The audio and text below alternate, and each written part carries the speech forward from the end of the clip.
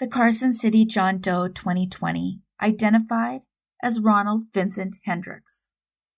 On September 20th, 2020, several bicyclists were riding on the Flume Trail at Marriott Lake in Carson City, Nevada. They would discover a human skull next to the trail. They would report this to the sheriff, who would then in turn contact a rescue team and who came to the scene. They would search and eventually acquire a canine to also search with them. As a result, they would discover more remains on the steep mountainside. The Carson City Sheriff's Office would partner with Intermountain Forensics, which is located in Salt Lake City. They developed a DNA profile that was appropriate for GEDmatch and family tree use. This then narrowed everything down, leading to the siblings of Ronald Hendricks. They would obtain DNA from those siblings, which would confirm on February 17, 2023, that the remains found did in fact belong to Ronald. His siblings would explain that Ronald's vehicle was found in the Spooner Lake parking lot in 1992. He was last seen snowshoeing his way toward the lake. Searches took place in hopes of finding him at the time in December of 1992. They weren't able to find him, so they again searched in July of 1993. But again, they found nothing. It would be noted that his remains were found 5 miles away from where he was last seen in 1992, so they weren't searching in the right spot. It was said that he had been expressing feelings of depression at the time and had considered taking his own life. His family has long believed this is what happened. Ronald Hendricks disappeared 30 years ago. He was an unidentified John Doe for 2 years. He was found 5 miles away from where he went missing. Had he lived, he would be 69 today.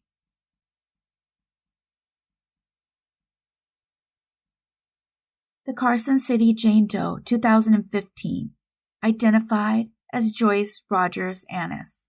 Around 11 a.m. on March 17, 2015, a person was walking by when they saw a tennis shoe sticking out of the ground near a walking trail just north of the Lone Mountain Cemetery in Carson City, Nevada. The responding investigator would discover there were human remains wrapped in a sleeping bag buried in a shallow grave below. An autopsy would determine it was a small female between the ages of 42 and 71. She was likely only 4'6" to 5'1". She was wearing a long-sleeved camo print shirt and sweatpants. She had on a size 7 athletic shoe. It was a long, sad road to her name. It took 13 volunteers, hundreds and hundreds of hours trying to connect the matches. They worked it with family trees going back to ancestors born in the 1700s in England, hoping that once they moved forward then, they would be able to locate her name. It did eventually lead to 6 female siblings, and they kept following up as they went. They got a lucky break in October of 2022. This led to close family members' ancestry DNA that had been uploaded recently to GEDmatch. The authorities would say connecting the dots between our Jane Doe and her matches was complex and time-consuming. The tree covered 9 generations, complicated with immigration, that showed the matches were not only distantly related to her, but they were distant in location also. In this case, it finally led to Joyce Rodgers, who, along with her husband, Edward Burton, were homeless and living in the area of Fallon, Nevada. Her husband, Edward, would indicate that Joyce passed from an illness and he had buried her in the area as a matter of respect. The case has been submitted to the Carson City DA for possible charges. Joyce Rodgers Annis went unidentified for 7 years.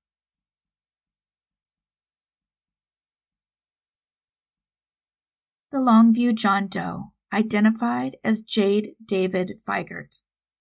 In February of 2020, a longshoreman would arrive at a dock in Longview, Washington.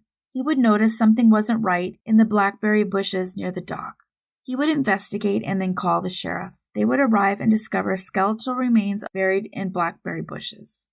The man would be sent to the King County Medical Examiner, where they would note that there was no signs of trauma and the COD was unknown.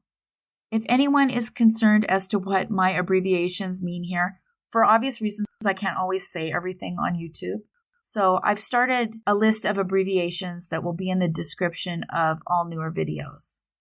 Although they couldn't determine the why, they would hopefully determine who.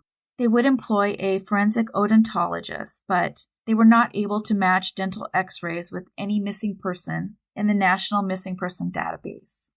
They would end up using forensic-grade genome sequencing and genetic genealogy, where they were able to identify potential family members thanks to Othram Labs.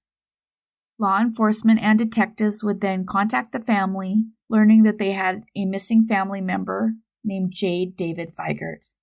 He was 22 and had been living in Columbia County, Oregon when he went missing in February of 2017. He was last seen when he was dropped off in Kelso, Washington by his mother. Detectives worked with his mother and sent her DNA profile, sending this off to Othram. Othram would then compare the DNA and determine it was a match to a mother-son relationship. Detectives also contacted his father, Michael Smith, who lives in Texas.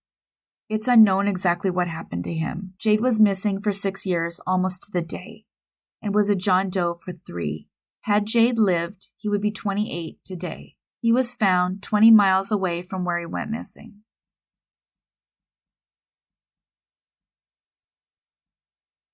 The Sherman County John Doe, identified as David West Jr. In early 1989, some people were on the John Day River in Moro, Oregon, which is just a small town of less than 400 people, and they were planning to go rafting that day. And instead they found themselves discovering remains along the bank of the river before they had even set out on the water. The police would arrive and search for more, finding nothing and coming back again that same month, as well as March and again in April, trying to find more remains, but there wasn't any. They estimated he was 40 to 50 and around 5'9", and they believed he'd been there for 3 years. Over the years, the local residents would come forward to suggest the man may have been there a lot longer than that 3-year estimate. They would suggest that perhaps David West Jr. had been found. It turns out that David had disappeared 24 years earlier around Christmas of 1964. He was trying to feed his cattle, and he had the habit of using a makeshift cable car to cross the water. They found the cable car, but not David. The authorities would attempt to match David via dental records, but it didn't work, and they were back to the drawing board.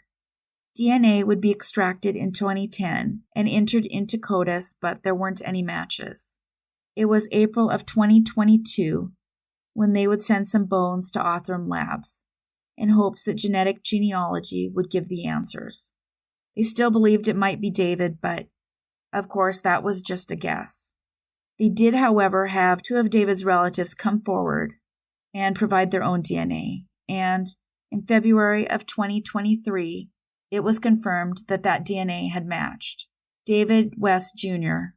once again had a name. It's actually pretty incredible when you think about how he was found. It means other people are hopefully also recoverable, because there was a long time between he went missing and when he was found. I know I always think about how many people are out there. And I always hope that everybody looks when they're out and about. You never know what you're going to find. Human nature wants you to dismiss it as an animal. Always please consider it might be a missing person. You might have solved somebody's mystery. There are so many people missing out there. David West Jr. was missing for 58 years. He went unidentified for 33. Had he lived, he would be 80 years old today. He was found around 60 miles away by water from where he went missing. As always, thank you so much for watching. The current goal for the channel is 20,000 subscribers. Please consider subscribing and hitting the bell so you don't miss new episodes. Thank you so much to everybody commenting. Even with just an emoji, it really has made a big difference. Without it, there isn't a channel, so thank you guys so much. Take care of yourselves and each other.